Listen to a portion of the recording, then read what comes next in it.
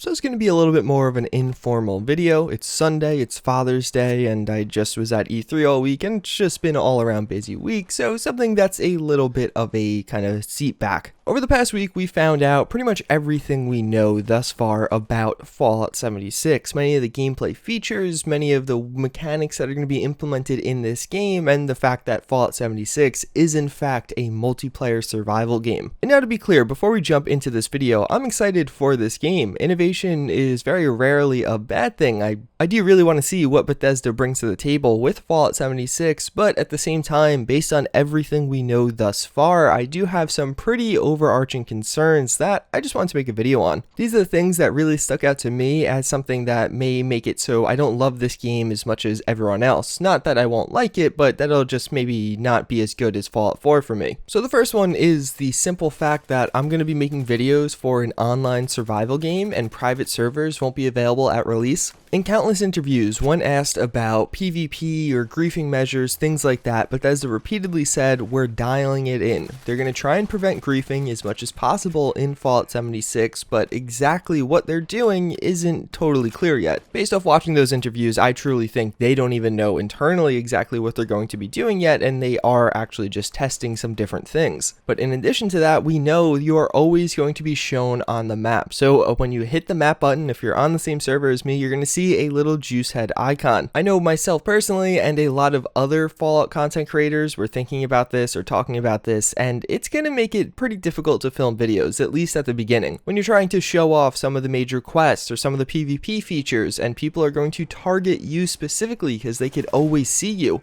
When people get a nuke and they see you on the map, and they're gonna be like, oh wait, yeah, I'll screw up that guy's video. It's a thing in a lot of these online survival games, and nobody's been able to fix it. Maybe Bethesda will come out of the gates with this amazing and crazy concept that totally resolves all these issues, but I don't think that's gonna happen. It's not gonna be the end of the world, but it's just something that I've noticed. It's gonna be a consistent headache, I imagine, when making videos on Fallout 76. Fortunately, it won't be an issue for many of you guys watching, but for us Fallout content creators, we've all been thinking about it. We've been talking about it, and I hope there's ways to avoid it. So my next major concern is really in terms of story. What trade-off is there by making Fallout 76 an online survival game versus there actually being a story? Invariably, the story will be smaller because of the online features, but how much smaller? We learned next to nothing about the story of Fallout 76 from this past week. Only one interview really touched on it, and we found out we're going to learn a little bit about the people in the area, how some of those crazy creatures got there, and apparently the Overseer will give us quests from time to time. And honestly, I think more so than anything else, this is just going to bum me out if they don't really have a big story in this game, because I think this is the most excited I am for a Fallout story pretty much ever. Fallout 76 takes place only 25 years after the bombs dropped, and there's just so many cool concepts to explore with that, so many new opportunities that weren't present in other Fallout games. I know it's meant to be a very different game, they're experimenting with it, and I'm excited for that, but at the same time, I want some of those old things that I knew and love, and I hope they bring them back to the table at this game. Again, we know it's going to have a story that's definitely going to exist in some way, but they really just haven't talked about the size of it at all, and I'm very curious about that. Is it going to take us 10 hours to beat the entirety of the main quest and side quests, or is it going to take 50?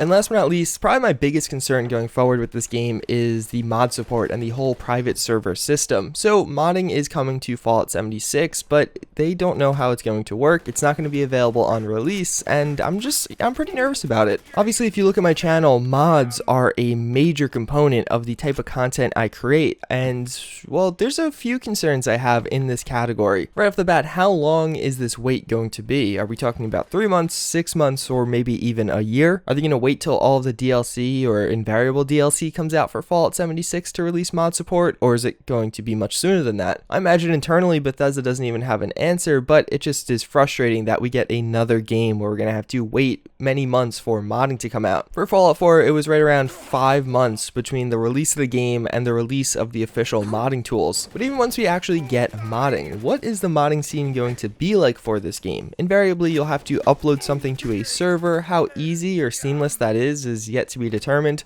But it will definitely be more difficult than just the literally click one button and then click an activate button for Fallout 4 or pretty much any of the other Fallouts. That's not the end of the world, but I'm just really fearful that a lot of people are going to shy away from mods due to the culmination of those two things. It's going to be a bit more difficult to use them, and in addition, it's going to take a lot longer to actually get them in your game. I also am quite excited for this. It's like one of those areas that I feel like there's just so much unknown. It could either go really right or go really wrong. I'm thinking that Bethesda may actually do away with like third-party modding and actually make it all-inclusive, like Bethesda.net only. That's not confirmed or denied anywhere, but it just makes a lot of sense when you think about it. If you have to kind of add your mod to your server, just doing it through Bethesda.net seems like it would be way more seamless rather than a third-party program. Bethesda.net isn't that bad. It's obviously a little bit worse than Nexus, but at the end of the day, as long as I have mods, I'll be happy. And yeah, that's pretty much it. Those are my 3 concerns for Fallout 76. In the comments down below, I would actually love to hear some of your guys' concerns. I feel like lately there's been this whole mentality in the community where it's like you either have to love the game or hate the game, and you can't feel somewhere in the middle. That's just stupid. No,